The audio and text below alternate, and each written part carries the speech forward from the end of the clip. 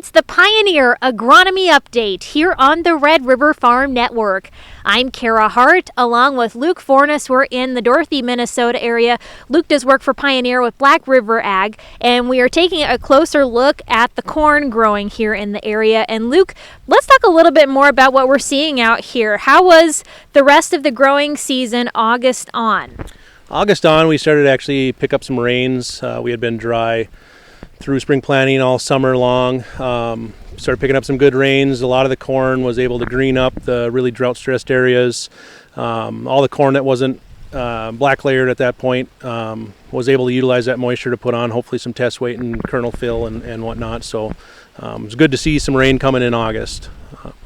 Well, let's take a closer look. We've pulled back some of these corn cobs, and maybe we can bring the camera in a little bit, talk a little bit about what we see here. So this is 8352. It's a little bit shorter statured corn, but it's looking good so far. It's been, I think, one of the top varieties that I've been walking through this year. So it's good to see. Yeah, it's good to know that there's some positives with this corn crop, and it sounds like harvest has started for a few around the area.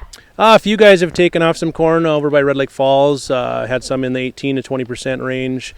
We did a little on our farm. We had some that unfortunately had a little bit of brittle snap from a storm that came through in June. It didn't get enough rain with it, but it did affect some of the corn. It bent over, and we had some of that was laying down, and it was dry enough, so we decided to get that cleaned up before it got any worse. And we were about 24% moisture in some of that stuff, 22 to 24. Yields weren't spectacular, but to be expected with the conditions we've had this growing season. So. Well, and that seems like an earlier than usual corn harvest. We haven't even touched a soybean field, so it was interesting. But wheat harvest was interesting as well. I mean, we started combining in July, and I think we were dang near wrapped up with all our wheat harvest in July. So that was a first for us too. Well, real quick, while we're on the topic of soybeans, any positives that you've been hearing about the soybean crop this year? A lot of the new E3 varieties that I've been able to take a look at are looking really strong. The weed control has been very good with that, with the 2,4-D and the Liberty Link. So that's been good to see. In our area, we get a little more water hemp and ragweed pressure, and so it's good to see some products that are working really well with those types of weeds. So. That'll be really important going forward because the pressures are just getting stronger and stronger in fields as you get an escape here and there, and all that seed gets into the ground. It spreads pretty fast. That's right. And right before we actually started this update, you were telling me that water hemp's really been a challenge in this area of Minnesota this year. Yeah, I just driving around, seeing it in our own fields and edges of fields where maybe didn't get any chemical down, and you can just see it's got a really strong presence, and I think it's going to be one to really watch going forward. We've kind of been dealing with ragweed for years, but water hemp is really coming on strong from what I can see just driving around and looking at some of our own fields. So I think.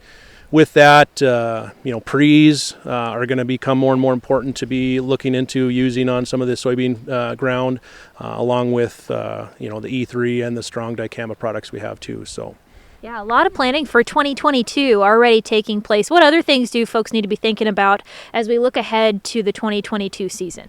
Just trying to get a handle on what you think you're going to be using for a technology. If you're going with the E3 route or staying with the dicamba route or the extend beans, seeing a lot of good genetics coming in that E3 lineup. So it's kind of exciting to see that. So I'd definitely take a strong look at some of those products and see how they can incorporate them onto your farm and see how they work. Luke, is there anything else you'd like to add today? Just hope it keeps on raining so we got some moisture for next year's crops at this point.